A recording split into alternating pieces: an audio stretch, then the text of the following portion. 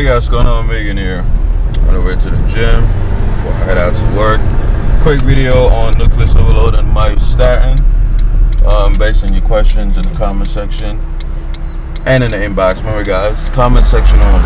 Don't inbox me video questions, right? You should only inbox me personal questions that you don't want other people to know about. Kind of like if you're going through some personal things that you want advice on. But as far as video questions, in the comments. But anyway, yes, Nucleus Overload does lower myostatin.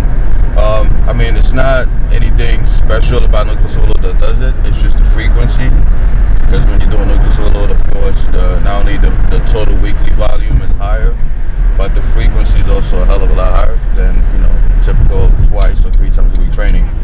And obviously that keeps levels of myostatin down. Now, for the old subscribers know what myostatin is. The new guys, just watch my videos on the topic. Pretty much, myostatin. The more myostatin you have, the less muscle you're gonna build, right? So myostatin is a negative muscle. It's a muscle inhibitor, right? It's a muscle growth inhibitor. It lowers muscle growth, right? It's a protein. And if you look at the animals that are myostatin deficient, you'll notice that obviously without training, without anything special, without progressive overload, without all the stuff that we throw out there, they have a lot of muscle mass, They look like they're on steroids. And they have normal testosterone levels, so it's not that the other hormones, it's just myostatin. And I made videos about that, explaining how your muscles are always trying to grow, guys. It's one thing you understand. Your muscles are always trying to grow. When you go to the gym, you don't go to the gym to increase muscle growth. No, you go to the gym to lower protein breakdown. Like, because your muscles are always trying to grow, no matter what you're doing. It's just that the protein breakdown tends to exceed or be at the same level as the protein synthesis, right? So your body's building muscle always, but it's also breaking down muscle, right? For energy purposes and things like that. When you go to the gym, yes, you increase protein synthesis a bit, but really the big kicker that almost everyone misses is by going to the gym, you drastically lower protein breakdown, right? So if your protein synthesis goes up by 10%, but your protein breakdown goes down by like 30%, you're gonna build a lot of fucking muscle, right? Stop thinking in terms of just protein synthesis. Your protein synthesis, right? Your protein building, your muscle building can go up by 20%. But if your protein breakdown goes up by 50%, well, guess what? You had a negative nitrogen balance, right? So what really matters is the difference between breakdown and synthesis, and that's where myostatin comes in, because myostatin, is one of the biggest contributors to muscle loss. As you get older, you lose a lot of muscle. Why? Because your myostatin levels increase. When astronauts go out of space and they come back and they're all like frail and they lost a ton of muscle mass, what happens when you check their blood content? They have higher levels of myostatin.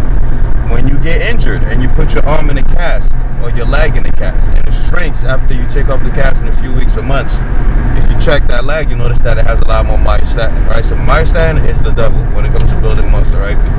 It just eats your shit away, right?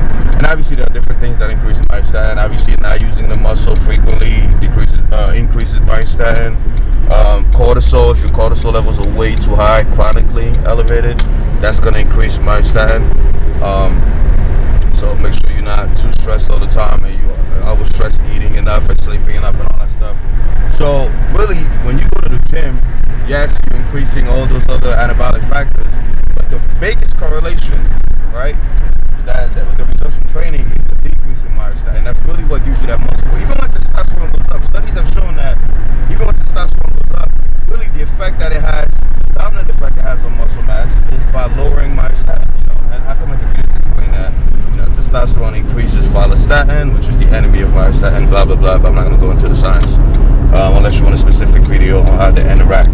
But, so the more frequently you train, right, myostatin gets a brief reduction, right? Your myostatin levels plummet. In fact, right after a workout, if you've been training for a long time, your myostatin levels drop for about 12 hours, right? After 12 hours, they start to go back up, and start doing their fuckboy shit.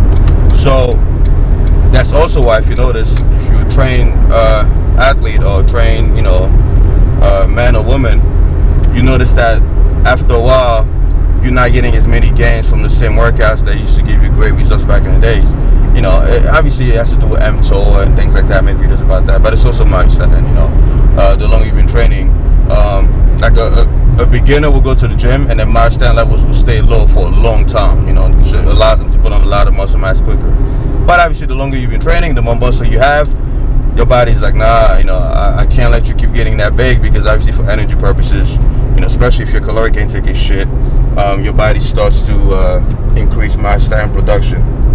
So now instead of you going to the gym and lowering myostatin for days, now you go to the gym and myostatin only goes down for about 12 hours, you know. Some people 24 hours, but it's really around that 12-hour mark where, you know, the decrease peaks. So that's when nucleus overload comes in, you know. Remember, with nucleus overload, you're hitting that muscle every single day, you know. You're not going balls to the deep heavy because you don't want to burn out your nervous system, especially your sympathetic nervous system, but you're stimulating the muscle enough to lower myostatin. That's the beauty of nucleus overload. That's why you're able to put on so much muscle mass, you know, without lifting stupid heavy, because you know you're not burning such a nervous system out, but at the same time you're exhausting those muscle fibers. You're recruiting as many motor units as possible, and you lowering myostatin, and then you go back the next day and again. So you're constantly keeping myostatin low, which allows your satellite cells to obviously proliferate and all that stuff.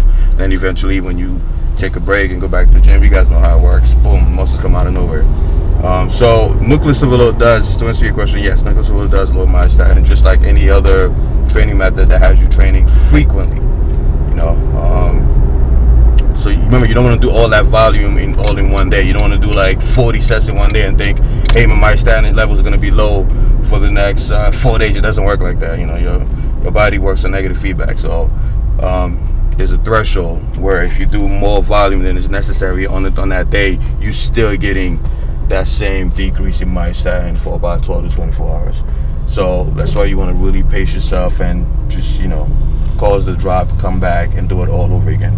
So that's why if you look at all these nucleus overload stories, you know, the Johnny Jackson traps, the guy from Thailand, you know, the ballerinas and the calves, the Olympic lifters and the upper backs, you know, Olaf's chest story. I mean, all the nucleus overload stories that I made, go back and watch the marathon. You notice, you see that same pattern, you know, of doing it every day. And what they were doing subconsciously was they were constantly lowering protein breakdown. They were constantly lowering myostatin, you know, which led to their muscles growing that much faster. So keep that in mind, guys. Nucleus overload does lower myostatin, just like blood flow occlusion training if done frequently and things like that. All right.